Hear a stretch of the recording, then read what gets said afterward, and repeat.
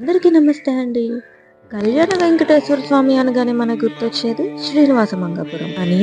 అసలు పద్మావతి అమ్మవారు శ్రీనివాసుల కళ్యాణం జరిగింది నారాయణవనంలో అని మీలో ఎంతమందికి తెలుసు?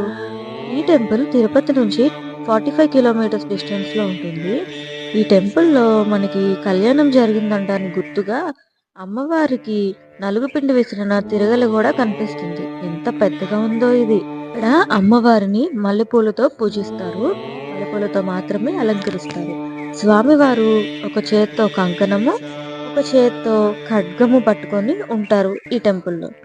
మీ టెంపుల్కి వెళ్ళిన రోజు అక్కడ విశేష పూజలు జరుగుతున్నాయి. అలాగే తిరునాళ్ళు కూడా జరుగుతున్నాయి.